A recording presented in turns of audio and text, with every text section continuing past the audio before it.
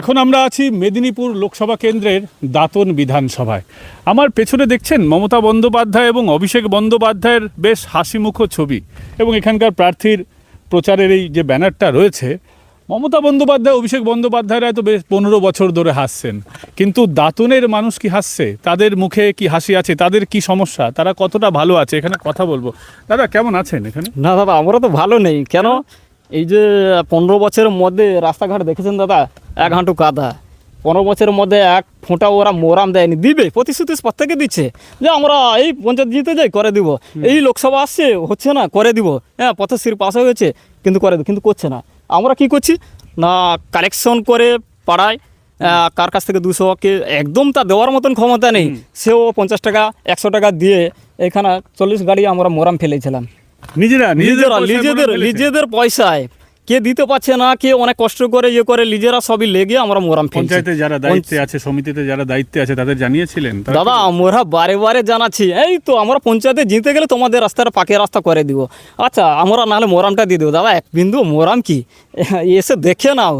আমরা তো বারে বারে আবার এখানে আমার বাড়ির পাশে না, আমার কথা হচ্ছে জিতলে দেব না জিতলে দেব না, এইসব কি কথা? মানুষ তো কেউ না কেউ ওদেরকে তো ভোট দিচ্ছে, কেউ দিচ্ছে কেউ দিচ্ছে না, তার সঙ্গে ভোটের কি সম্পর্ক? টিএমসি পার্টিটা হচ্ছে ভাঁওতাবাজি পার্টি দাদা। আজকে আপনারা দেখেছেন 15 বছর ধরে শুধু ভাঁওতামি দিয়ে যাচ্ছে, কাউকে কিছু দিচ্ছে। 80 বছর বয়স একটা ভাতা পাচ্ছে না, 60 বছর বয়স একটা ভাতা পাচ্ছে না। ওরা কি করছে? যাদের 55-60 বছর হয়নি তারা ভাতা পেয়ে গেছে, কিন্তু যারা 60 বছর 70 বছর 75 বছর তাদের ভাতা নেই। শুধু ভাতামি ছাড়া কোনো নেই। কোনো রাস্তা আপনি সেদিকে গিয়ে দেখবেন দাদা এক হাঁটু কাদা, আপনি চলুন দেখবেন। আমরা জানি যে আবাস যোজনায় প্রচুর দুর্নীতি হয়েছে। মমতা বন্দ্যোপাধ্যায় বলেছেন কেন্দ্রের আবাসের দরকার নেই, আমরা বাংলার বাড়ি করে দেবো। সত্যি কি এখানকার মানুষ বাংলার বাড়ি বা আবাস যোজনা এগুলো পেয়েছে? যদি না পেয়ে থাকে তাহলে কারণটা কি? দাদা ওরা তো এই যে ভাতামি বাজি দিচ্ছে, করে দিব কিন্তু দিচ্ছে না। কি করে দিবে ওরা দিবে কি করে? ওরা যেভাবে টাকা চুরি করছে ওরা দিবেটা কি করে? ভাঁওতামি দিচ্ছে যে দিব, দিতে পারবে না ওরা। এবং আপনাকে দেখলাম অনেকগুলো বাড়ি রয়েছে যেগুলো মানুষ নিজেরাই কষ্ট করে বানিয়েছে, অনেকে মাটির বাড়িতে থাকছেন। অনেকের সঙ্গে আবার কথা হচ্ছে, তারা বলছেন যে আমরা আবেদন করেছি কিন্তু জানি না কেন পাচ্ছি না। সত্যি কি তাই? একদম বাস্তবিক দাদা, অনেকে জমি বেচে ঘর করেছে, একদম বাস্তবিক কথা। আর দাদা 60,000 টাকা মমতা ব্যানার্জি যে দিচ্ছে, যেটা কয়েকটা দিয়েছে এই সেদিন, কিন্তু কাদের দিয়েছে? ধনীদের, গরিবদের জন্য এক বিন্দু দেয়নি। আমাদের সেখানে এসটি পাড়া আছে, সেই এসটি পাড়ায় গিয়ে দেখবেন কত গরিব মানুষ আছে, তাদেরকে আদিবাসী তাদেরকে কোনো সাহায্য কোনো কিছু নেই। আমাদের এই পাড়ায় দেখুন কত গরিব মানুষ আছে, কি পেয়েছে? ভাঙা ঘরে আছে সব। হ্যাঁ সত্যি কি দাদা এখানে উন্নয়ন হয়নি? আর একটু এগিয়ে গেলে দেখবেন ছেলেরা স্কুল আসতে পারে না বৃষ্টি হলে। এতটা জলে বৃষ্টি হলে মোটামুটি স্কুল আসতে পারে না। সামনে স্কুল কিন্তু স্কুল আসতে পারে না।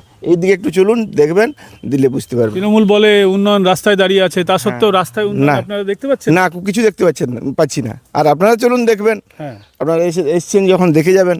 আমরা তো দেখতেই পাচ্ছি রাস্তাঘাট খুব খারাপ। আমরা যখন মেইন রাস্তা থেকে ভেতরে ঢুকলাম দেখলাম যে মানে গাড়ির একদম খারাপ হয়ে যাওয়ার মতন অবস্থা। আপনারা তো প্রত্যেকদিন এখানে যাতায়াত করেন। কি করব একটা রোগী রাত্রে বের করতে হলে ওই কাঁধে করে হয়তো বের করতে হয়, এমনটা অবস্থা। কি করব, করার তো কিছু নেই। প্রাইমারি স্কুলের অবস্থা দেখলাম খুব খারাপ। এখানে স্কুল কলেজের অবস্থা কিরকম? খারাপ। সে আর দেখছেন তো সব কিছু। একটা স্কুল হয়েছে হাই স্কুল, মানে কিছুদিন আগে আমাদের বামফ্রন্টের যিনি এমএলএ ছিলেন জুনিয়রকে হাই স্কুল করে দিয়ে গেছেন, কিন্তু দায়িত্ব কাদের? যারা শাসক আছে তারা করবে, দেখভাল করবে, কিন্তু তারা দেখভালই তো দূরের কথা। আপনি গিয়ে দেখবেন একটা হাই স্কুলে কতজন মাস্টার লাগে, গিয়ে দেখবেন স্কুলে এই 6 থেকে 7 জন মাস্টার আছে, যারা বাইরে থেকে আসতো এখানে পড়তে, তারা কিন্তু যথারীতি এখন ধীরে বন্ধ করে দিয়েছে। কেন? আপনি এসছেন চরকাপাড়া কড়িয়া, রাস্তা দেখেছেন এক হাঁটু কাদা, বাইরে থেকে তারা আসবে সেই ছেলেরা। আপনি দেখবেন খড়িঝাঁপড়ি টু কড়িয়া যে রাস্তা, এক হাঁটু কাদা, সেখানে ওরা কি করবে? ওরা শুধু দুর্নীতি, শুধু মানুষকে ভাঁওতামিবাজি ছাড়া আদার্স কোনো এদের কিছু নেই। হ্যাঁ, কোনো মাস্টারও এখানে থাকতে চাইছে না। ভালো মাস্টার এলে থাকতে চাইছে না। কেন থাকতে চাইছে? রাস্তাঘাট নেই, কিছু নেই এখানে, আসতে পারবে না। ট্রান্সফার নিয়ে চলে যেতে? ট্রান্সফার নিয়ে চলে যাচ্ছে। যে ভালো মাস্টার সে এখানে থাকতে চাইছে না। সত্যি কি ইনি যেটা বলছেন? হ্যাঁ, এটা ঠিক, সত্যি কথাই বলছেন। এই যে স্যাররা সব আসছেন বাইরে থেকে, ওনারা বলছেন আমরা এখানে আর থাকতে চাই না, আমরা রিটার্ন নিতে চাইছি, অন্য জায়গায় হ্যাঁ ট্রান্সফার নিতে চাইছি। আর এখানে যে হাঁটু পর্যন্ত কাদা, কোনো মতো স্যার আসতে পারছেন না, এই জন্য বাচ্চারাও বলছে আমরা অন্য জায়গায় চলে যাব, এইসব কথা বলছেন আর কি। আচ্ছা, এখানে তৃণমূল এত বছর ধরে জয়ী হয়ে আসছে, ওনারা বলেছেন। শেষবারও 623 ভোটে তৃণমূলই জিতেছিল, হ্যাঁ, জিতেছিল। কিন্তু তারপর প্রার্থীকে কি আপনারা দেখতে পেরেছেন? যারা তৃণমূলে এখানে জিতেছে তারা কি এখানে আসে? কি করে তারা? পাত্রে আসে কিন্তু আসে না এখানে আসেনি ভোটের সময়। হাত জোড় করে চলে যায়, হ্যাঁ, ভোট দিন, আমি অমুক করে দিব, তসুক করে দিব, হ্যান করব, কিন্তু ভোটের পরে আর দেখা পাওয়া যায় না। সত্যি হ্যাঁ, সত্যি কখনো প্রার্থী সে কোনো না, এখানে কোনো আসেনি। আর মানে ভোটের সময় এসে বলেছিলেন আমাকে ভোট দিন, আমি রাস্তাঘাট সব করে দিব, আপনাদেরকে সব পাইয়ে দিব। তো 15 বছর ধরে তো ওরাই জিতছে। হ্যাঁ, ওনারা জিতছেন আর কি। ওটা রিগিং করে জিতছে, রিগিং করে। ওই যে গতবার আমরা দেখতে পেলাম, যখন এখানে আসছিলাম আমরা খোঁজ খবর নিচ্ছিলাম, মাত্র 623 ভোটে দাঁতনে গতবার যিনি প্রার্থী ছিলেন তিনি হেরেছিলেন। তো এই এত কম মার্জিন দাঁতনে ব্যাপারটা কি? ওই যে কম মার্জিন বলতে ভোট ঠিক হচ্ছে, কিন্তু ভোটার আছে কিন্তু ভোট দিতে পারছে না। যখন বুথ কেন্দ্রে পৌঁছেছে তখন তার ভোট লুট হয়ে যাচ্ছে। লুট হয়ে যাচ্ছে। তার জন্য বিজেপি হারটা, নাহলে দাদা বিজেপি হারতো না। হ্যাঁ। 2021-এ বিজেপি হারটা এইটাই, সেটা হচ্ছে ছাপ্পা নিয়েছে, বুথের ছাপ্পা। দ্বিতীয় নম্বর হচ্ছে মানুষকে ধমক চমক দেওয়া। কাউন্টিং এ কি হয়েছিল? কাউন্টিংয়ে তো ওরা পুরো জবরদস্তি সেখানে ছাপা শেষে লিলিয়েছে, বাধ্য হারিয়ে দিয়েছে। এবং আমাদের যে লোক ছিল তাদেরকে ধমক চমক দেখে নেবো অমুক লোক, সেই অবস্থায় তারা বের করে। আমি একদম পঞ্চায়েত সমিতি দাঁড়িয়েছিলাম বিজেপি প্রার্থী দাদা। আচ্ছা, এই সমিতিতে আপনি প্রার্থী? আমি বিজেপি প্রার্থী 23-এ। আমি বুথে ঢুকতে পারিনি, আমার যেগুলো ছিল। যখন গিয়েছি, আপনি প্রার্থী, আপনি ঢুকতে পারেন না, আমার উপরে পুরো আক্রমণ। আমাকে 2023-এ রাস্তার উপরে সজ্জামিন আমাকে আমার মাথা ফাটিয়ে দিয়েছিল, এই নাকের কাছে ফাটিয়ে দিয়েছিল, হাতে চোট লেগেছিল 2023-এ রাস্তার উপরে। মানে আমি যাচ্ছি জানকাপুরে, আমার সেখানে আমি একজন শক্তিকেন্দ্র প্রমুখ, আমার সেখানে একটা প্রোগ্রাম ছিল, সেই প্রোগ্রামে যাচ্ছি, রাস্তার উপরে আমাকে মার। কেন না, তুমি বিজেপি নেতৃত্ব দিচ্ছ, তাই তোমার বুথে আমরা হেরে যাচ্ছি। সেই তোমাকে এটা কারা করেছে? এটা টিএমসির নেতৃত্বরা। কি কি চেনেন তাদের? হ্যাঁ, অবশ্যই। এখানে সেই মোমেন্টে ছিল নেতৃত্ব দিচ্ছিলেন আমাদের বিদ্যুৎ কর্মাধ্যক্ষ চণ্ডী ভঞ্জ, চরণ ভঞ্জ, আমাদের অঞ্চল সভাপতি এজারুল হক, ওনার যে বর্তমান অর্চিতা পাত্র, টিএমসির পঞ্চায়েত, ওনার যে দলবল নিয়ে কি অবস্থা মেরেছিল, আমাকে মেরেছিল বরুণী পুরুষোত্তমপুরের রাস্তার উপরে। এখান থেকে কত 3 কিলোমিটার মতন হবে। তাহলে গতবার 21-এর নির্বাচনে, 23-এর নির্বাচনে সন্ত্রাস হয়েছে, তাহলে এবার আপনারা কি করে আশা করছেন? না দাদা, এবারে আমরা একটাই জিনিস, আমার বিশ্বাস একটাই, গণতন্ত্রের উপরে আমরা বিশ্বাস করি। গণতন্ত্র আমাদের পক্ষে আছে, আমাদের সঙ্গে আছে। কেন না, আমরা 2019-এ জিতে দিলীপ দা যেটা বলেছিলেন, দিলীপ দা কাজ করেছেন, এমপি কোটা রাস্তা করে দিয়েছিলেন, একটা লাইট পোস্ট দেওয়ার কথা দিয়েছেন, সেটা ওরা আটকে রেখেছে, ছাড়েনি। 2019-এ জেতার পর বলেছিলেন যে এসটি পাড়ায় আমি মোরাম একটা গাড়ি দিব, ডাম্পার, উনি দিয়ে দিয়েছেন। জিজ্ঞাসা করে নেবেন এসটি পাড়ায় গিয়ে, উনি দিয়েছেন। ওনার যে প্রতিশ্রুতি প্রত্যেকটা ইয়েতে উনি কাজ করেছেন। এবং আমরা যেটা মানুষকে বলেছি 2019-এ জেতার পর, এই 136 নম্বর বুথে 120খানা শৌচালয় পাস করেছিলাম অঞ্চলে বসে, সেটা এসেছিল 60খানা আসার পরে তারা কিছু আটকে দিয়েছে।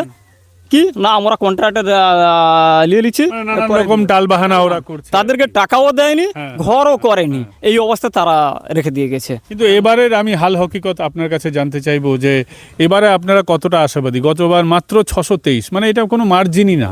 এবারে আপনারা কতটা আশাবাদী? এবার আমরা খুবই আশাবাদী যে আমরা আমাদের প্রার্থী জিতছে এবং কাজও আমরা করতে পারবো, এরকম একটা আশা নিয়ে এগিয়ে যাচ্ছি। এবার আপনাদের প্রার্থী হচ্ছেন অজিত কুমার জানা, অনেক সিনিয়র পলিটিশিয়ান, এখানে মাটির মানুষ, এখানকারই তিনি বাসিন্দা, দীর্ঘদিন ধরে এখানে আছেন, রাজনীতি করছেন এবং একই ঘরানার রাজনীতি করছেন। তো তাকে কেমন বুঝছেন এবং লড়াই কেমন দিচ্ছেন তিনি? খুব ভালো। আজকে তো আমাদের গ্রামে এসেছেন, প্রোগ্রাম আছে। আচ্ছা আচ্ছা, ওখানে খাওয়া দাওয়া হলো, বিকেলে এখানে প্রোগ্রাম আছে। উনি কোথায় একটা গেলেন এখন, ব্যাংকে না কোথায়, এসে প্রোগ্রাম করবেন হিসাবে দাদা উনি কিন্তু খুব ভালো, যার কোনো তুলনা করা যায় না। এবং কর্মী মানুষের পাশে অজিতদাকে তো আমি প্রায় 2020 থেকে অজিতদাকে দেখছি। অজিতদাকে যে কোনো মোমেন্টে যে কোনো জায়গায় আমরা পাচ্ছি, এবং গরিবের জন্য উনি কিন্তু সবসময় সহযোগিতা। এবার জয়ের ব্যাপারে আপনারা কতটা আশাবাদী? আমরা মিনিমাম অজিতদাকে একটা টার্গেট করেছি 18 থেকে 20 হাজার ভোটে আমরা লিড দেবো, একদম একদম কনফার্ম অজিতদা জিতছে, হ্যাঁ একদম কনফার্ম। এখানে তো একটা সংখ্যালঘু পাড়া আছে, ওখানকার ভোটে তো আপনাদের না বাবা, minus থাকে। মাইনাস থাকলেও না, আমাদের এখানে নেই, এই অঞ্চলে আছে। হ্যাঁ অবশ্যই আমাদের মানে বিধানসভা আছে দাদা, সেই সংখ্যালঘু থাকলেও আমাদের যেটা আমরা দেখছি বর্তমান মুসলিম যে সংখ্যালঘু ভাইরা প্রায় 30% আমাদের পক্ষে এখন। আচ্ছা, মানে তারাও এখন বুঝতে পারছে যে অবস্থা কোন দিকে যাচ্ছে আর কি। এবং 30% আমাদের পক্ষে, হ্যাঁ। এবং ওনারা ধীরে ধীরে আরো আসছেন, আরো বলছেন দাদা আমরা সহযোগিতা করব, আমাদেরকে সঙ্গে নিন, এটাও ওনারা আসছেন। তাই কোনো ব্যাপার নেই, কয়েকটা যদি মুসলিম বুথ যদি আমাদেরকে না দেয়ও তবু আদার্স কোনো অসুবিধা নেই। না না, রাস্তাঘাট ঠিক নেই, বৃষ্টি হয়ে গেলে কাদা হাঁটাহাঁটি করতে হয়, খুব কষ্ট হয় বেশি। কষ্ট। আর এখানে আবাস যোজনার বাড়ি টাড়ি সবাইকে দিচ্ছে? না না, সেই তাদের লোককে দিচ্ছে, বিজেপির লোককে দিচ্ছে না, যে পাওয়ার লোক তাকে দিচ্ছে না। এখানে তো সংখ্যালঘু মানুষরাও আছেন, মমতা বন্দ্যোপাধ্যায় বলছেন সংখ্যালঘুদের ব্যাপক উন্নয়ন হয়েছে, আপনাদের কি? সংখ্যালঘুকে শেষ করে দিয়েছে, কিছু উন্নতি করেনি। উনি বলছে সব রকম ভাতা দিচ্ছি, মুয়াজ্জেম ভাতা দিচ্ছি, ইমাম ভাতা দিচ্ছি। আরে মজ্জান ইমাম ভাতা কি আজ থেকে 10-15 বছর আগে তো তারা মসজিদ চলতো না, মন্দির চলতো না কি চলতো না, সব মানুষকে টুপি পরাচ্ছে, এছাড়া কিছু নেই। টুপি পড়াচ্ছে, কাজের কাজ হয়নি, কিছু কাজের কাজ হয়নি। এখানে কি সন্ত্রাস করে? হ্যাঁ, সন্ত্রাস থাকতে পারছি না, আমি নিজেই থাকতে পারছি না। আপনি তো সংখ্যালঘু, আপনি আমি নিজেই থাকতে পারছি না। 1928 এই 15-16 সালের ভিতরে 3বার ঘর লুটপাট ভাঙচুর আমার নিজে হয়েছে, আমি 3বার মার খেয়েছি। এরকম অবস্থা? এখনই একটু 2-3 ঘন্টার আগে এই 5 মারপিট হয়েছে, আমার ভাইয়ের গলা করাল ধরে নিয়েছে। হ্যাঁ, আমার নিজের ভাই মেজো। আচ্ছা আচ্ছা, একটু এদিকে আসবেন। কি হয়েছে আপনার সঙ্গে, কি হয়েছে? আরে, আমরা যখন আসছিলাম সেখানে পাঁচকুন্ডে বুথে প্রার্থী মানে ছিল, পিছনে লাইনে গাড়ি ছিল, মানে তাদেরকে মানে আসতে দিবে না বলে মিছিলটা মানে জাম করবে, সেই জন্য তারা ট্রাক্টরকে সেখানে দাঁড়িয়ে দিয়েছে, রাস্তাতে জাম করলো। যখন আমরা এসে প্রতিবাদ করলাম আমাদেরকে ধাক্কাধাক্কি, মানে গালি ফেজার ধাক্কাধাক্কি, মানে যা দিল, বলছে তুমি মুসলমান নেই তো, তুমি তো হিন্দু হয়ে গেছো। কে ঠিক করবে কে হিন্দু না কে মুসলমান, এটা কে ঠিক করবে?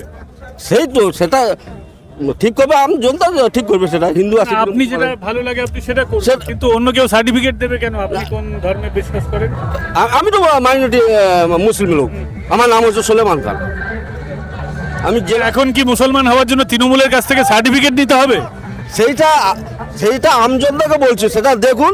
এখানে জনকাপুরে সবসময় আমরা বিজেপি পার্টি ভালোভাবে লিড দিয়েছে, সেই জন্য তারা এজারুর হক যে আছে তারা পয়সা দিয়ে সব গুন্ডাদেরকে কাজ করাচ্ছে। আর এজারুর বাড়ি দেখবেন 3 তালা 4 তালা বাড়ি আছে, একটা জায়গা কিনেছে 1 কোটি জায়গা দিয়ে, কোথা থেকে পয়সা এলো? সব নেতারা উন্নয়ন করেছে, গরিবদের উন্নয়ন তোটা হয়নি। আপনার গলায় দেখতে পাচ্ছি দাগ রয়েছে এখানে। হ্যাঁ, দাগ হয়েছে, দাগ এটা তারা গলা ধরেছিল আজকে। আজকে মারধর করেছে। হ্যাঁ, ঠেলা এজারুর গুন্ডা দিয়ে কাজ করেছে। দল বল দিয়ে। হ্যাঁ, দল বলটিকে সেখানে মহসেন ছিল একজন, সেখানে নেতা সেও ছিল। আপনারা শুনলেন এখানে যারা মুসলিম আছেন তারাও কিন্তু সেফ নন। মমতা বন্দ্যোপাধ্যায় বলেন যে তিনি আসলে মুসলিমদের উন্নয়ন করেছেন, কিন্তু তার দল না করলে মুসলমানরাও সেফ নয়। এমনকি তাকে বলা হচ্ছে সে নাকি মুসলিমও নয়। আজকাল কে হিন্দু না কে মুসলমান, কে কোন ধর্মের পালন করবে সেটাও কি কোনো রাজনৈতিক দল ঠিক করে দেবে? আপনারাই বলুন। আমরা দেখতে পাচ্ছি আরেকজন আসছেন, তার সঙ্গেও কথা বলবো। দাদা, এবার হাল হকিকত কেমন বুঝছেন? আপনি তো গ্রামের লোক দেখে মনে হচ্ছে। গ্রামে না, আমরা দীর্ঘদিন কয়েক বছর করে আসছি। হ্যাঁ, আরও ইলেকশনেও আমরা এই 2টো বুথ রেখেছিলাম, বিজেপি নিট করেছিলাম। এবারেও লোকসভাতেও নিট রেখেছি 2টো বুথ। এবারেও আশাভুক্ত আমরা যে 2টো বুথ আমরা রাখবো। এদিকে দেখতে পাচ্ছি শুধু বিজেপির পতাকা আর পতাকা, একটা দুটো তৃণমূলের ফ্লেক্স আছে, কিন্তু মনে হচ্ছে যেন এখানে বিজেপির বেশ ভালো আর রকম যে অবস্থা লোকটা আছে। দাঁড়িয়েছে সে আমাদের একদম ঘনিষ্ঠ নিজের, মানে এক খাঁটি কথা- লোক, এক খাঁটি একদম খাঁটি সোনা। আমার সম্বন্ধী হয়, হ্যাঁ, 2 পাড়ার। হ্যাঁ হ্যাঁ হ্যাঁ। ও খুব ভালো লোক, এটা আশাবাদী আমার যে জনগণের জন্য কিছু কাজ করবেন, এটা আমাদের আশাবাদী। 100-তে 100, একদম পরিষ্কার মুখ। একদম পরিষ্কার। কেন চিনি মানুষটাকে তো চিনি, আমরা যাই সেখানে জানি যে মানুষটা কিভাবে গরিবের পক্ষে, গরিবের দরদি খুবই। আর এবার এই জেলায়, পশ্চিম মেদিনীপুর জেলায় কিরকম ফলাফল হতে পারে আপনার মনে হয়? কটা আসন হতে পারে? তবেও তো আমরা যেটা নিট দেখতে পাচ্ছি যে মিনিমাম একটা 180-200 ভিতরে থেকে যাবে বিজেপি সারা রাজ্যে। রাজ্যে কেন এটাই হচ্ছে এখানকার মানুষের কনফিডেন্স। আপনারা দেখতে পাচ্ছেন তো, বলছেন যে পশ্চিমবঙ্গে এবার 180 থেকে 200, মানে যেটা শুভেন্দু অধিকারীও 177 বলছেন, কিন্তু মানুষ তার থেকে বেশি, অনেক বেশি কনফিডেন্ট এই গ্রামে। যতই তৃণমূলের নেত্রী মমতা বন্দ্যোপাধ্যায়ের হাসি মুখের ছবি থাক, মানুষের সমস্যাগুলো তো আপনাদের সামনে তুলে ধরলাম, যেটা জনগণই বলছেন যে এখানে বহু সমস্যা রয়েছে, বিশেষ করে পাকা রাস্তার সমস্যা রয়েছে, রাস্তাঘাট নেই, জলের সমস্যা আছে, আরও বহু সমস্যা আছে। আমরা এরপর এসটি পাড়ায় যাব, আদিবাসী পাড়ায়, শুনবো সেখানকার মানুষের কথা। আমরা তো দেখলাম এখানে মানুষ কাঁচা বাড়িতে বেশিরভাগ থাকে, অনেকে জমি বিক্রি করে, কেউ বন্ধক রেখে তারা বাড়ি তৈরি করেছেন। না না না আবাস পাননি? না, এখানে রাস্তাঘাট ঠিক আছে? রাস্তাঘাট সে ধারকে নেই, হ্যাঁ। এই ধারও অছি যা, আর সে ধারকো নেই, সে ধারকো এখানে সরকারি পানীয় জল আছে? একদমও নাই। আমার ঘরের টিউল আছে, সেটাই ব্যবহার করা। আমার তো গড়িয়া পুকুর, গরিব মানুষ। এই তো বলছেন বলে এই হয়ে যাবে, হয়ে যাবে। হ, এ ঘর বাড়ি হয়ে যাবে, ভেঙে দে পোলা ঘর। আর কোনোতেই কোনো হচ্ছে না, হচ্ছে না। না। নেতারা এসে শুধু বলে যায় হবে হবে। এই নেতা সে তারা তো বলে, আর আমরা তো মূর্খ মানুষ, আমরা তো জানিনি বাবা। আপনার এই এই বাড়িগুলো তো অনেক দিন ধরেই আপনারা আমার- এখানে থাকছেন, আপনার বাড়ি এটা? না না না, হ্যাঁ। আমার সে পাড়ায়। আচ্ছা, ওইদিকে থাকেন। তো এখানে কারো আবাস যোজনায় কারো বাড়ি হয়েছে এখানে? কিছু লোকের হয়েছে, আমার সে তারা হয়েছে। তার নেকার যে পিএমসি পার্টি করে, টিএমসি তার পার্টি করে তাদের হয়েছে? তাদের হয়েছে। আপনারা পার্টি করেন না বলে হয় না? আপনা আমাদের তো ওই পার্টি হ্যাঁ, পদ্ম ফুল, হ্যাঁ। সেই জন্য দিবে না ওরা বলছে। কি ভাতা কি হয়েছে? ভাতা টাকা এখনো ঢুকেনি। দিদি বলছে সবাইকে ভাতা দিয়ে দিয়েছি, সবাই ভাতা পেয়ে যাবে। কই কোথায় পেয়েছি আমরা? পেয়েনি তো এখনো। ভাতার টাকাও দেয়নি? না এখানে হাসপাতাল আছে গ্রামে? না না না, একটা হাসপাতাল করলেই ভালো হতো গো। তাহলে ঠিকঠাক আছে? না না নেই? না, আর এখানে হাসপাতাল আছে? না হাসপাতালে এখানে নেই। যেতে হয়, কোথায় যেতে হয়? খন্ডরি, আমরা খন্ডরি হাসপাতাল। হ্যাঁ অনেক দূরে যেতে হয়। হ্যাঁ, দূরে আমার যেতে হবে খন্ডরি হাসপাতাল। আচ্ছা, আবাস যোজনার ঘর পেয়েছেন? সরকারি ঘর পেয়েছেন? না না, আমার পাইনি গো। হ্যাঁ, না সরকারি ঘর পেয়েছেন? না না না, পাইনি পাইনি। আপনারা আপনি পেয়েছেন? না আমি পাইনি। এখানে কেউ সরকারি ঘর পায়নি? বিধবা আচ্ছা, মায়া। আচ্ছা। তাতে কি হয়েছে? তাই বিধবা হলে কি সরকারি বাড়ি পাবে না? হ্যাঁ হ্যাঁ, সেটা সরকারি জিনিস, সেটা সবাই পাইবে। কিন্তু তাও এখানে দিচ্ছে। না না না না না না, আমার পাইনি। পাইনি, খালিটা আমার দেশর অছি আর দেখেনি আমার। হ্যাঁ, পাইনি। অনেক জন, অনেক লোক পাইনি, অনেক লোক পাইনি, অনেক। কেন পায়নি? কেন দেয় না? তারা কে জান তার বাবু, সে বলে যে আমার তো দাদা পালা দুটা কি চারটা আসছে, আবার অন্য লোককে দিচ্ছে। আমার বি যে প্রতিবাদ করে যে আমার বি দো, আর এরকম গরিব লোক, হ্যাঁ না হ আমার দেখছি। এই তো কথার, হ্যাঁ এই তো কথার, কত পরে যাবে সিপে মম্বন এই তো কথা। হইতে হ্যাঁ, সিপে মম্বন পরে হইতে কত পরে হবে? আর তোমরা বলো তো। 20 বছর 25 বছর, হ্যাঁ তো আমার 20 বছর 25 বছর ইয়ালা ভিনে হেই কি পাইনি। এই আমার নূতন কুটি সার বনেছি, এই যে দিচ্ছি আমার বাড়ি হয় যে খাটি কি গতর খাটি কি। নিজেরাই বাড়ি ঘর হ্যাঁ বানিয়েছে। নিজে খাটাখাটি করি। কিন্তু তারপরে এখানে আবাস যোজনার বাড়ি হয়নি? হয়েছে 4-5 ঘর, 7-8 ঘর হয়েছে। আপনি পেয়েছেন? সেই পার্টিওয়ালা লব 5,000 6,000 সেটা তো দিতে হয়, মানে লাস্ট কোটাকু, মানে ঘর শেষ করলে মানে 5-6 হাজার দিতে হয়। মানে এই যে ঘোরাঘুরি করবে তার দিতে হয়। আমাদের নিজের মানে কষ্টের পয়সায় রাস্তাটা রেখেছি আমরা, এইভাবে চলছি আর কি করব বলুন। তো কবে হয়েছিল শেষবার এই রাস্তা? এই সেই কোন এক সময় হয়েছিল সিপিএম এর সময়, ব্যাস। হ্যাঁ। আর এতদিন যে আমাদের কোনো রাস্তাঘাট কিছু নেই আমাদের। দুয়ারে সরকার হলো, হ্যাঁ, দিদিমণি সব- ব্যানার লাগালো, পথশ্রী, তো কি হয়নি দুয়ারে না, সরকার কোনো হয়নি? কোনো কোনো কিছু আমাদের কোনো প্রকল্প নেই আমাদের। আপনারা ভিডিও ফুটে দেখেছেন, কালকে হয়তো দেখেছেন, একজন মহিলা বলছে আমাদের কিচ্ছু চাই না, একটু যেন শুদ্ধ পানীয় জল পেতে পারি। দীর্ঘ 79 বছরের পর, স্বাধীনতা 79 বছরের পর যদি একটা সাধারণ মানুষ রাস্তা না পায়, শুদ্ধ পানীয় জল না পায়, কিসের উন্নতি, কিসের উন্নয়ন? আমি উন্নয়নকে উন্নয়ন মানি না। এই উন্নয়ন নয়, এটা অনুন্নয়ন। সেই জন্য তৃণমূলের অনুন্নয়নকে আপনারা পরিত্যাগ করুন। আগামী দিনে ভারতীয় জনতা পার্টি যাতে পশ্চিমবঙ্গে শাসন ক্ষমতা এসে আপনার সমস্ত পরিষেবা দিতে পারে, সমস্ত রকম সুবিধা দিতে পারে, তার জন্য আমি আপনার সকলে অনুরোধ করবো। বিশেষ করে মহিলাদের জন্য বলবো, মায়েদের বোনেদের কথা বলবো, যারা লক্ষ্মী ভাণ্ডারের আওতায় ভালো থাকেন, সেখানে আমরা অন্নপূর্ণা ভাণ্ডারের মাধ্যমে জুন মাস থেকে আমরা 3,000 টাকা করে দেওয়া শুরু করবো। আর মমতা বন্দ্যোপাধ্যায়ের হাসির ছবি আছে, কিন্তু মানুষ কিন্তু এখানে হাসছে না। আর ঠিক সেই কারণেই তারা বলছে এবার সত্যি পাল্টানো দরকার।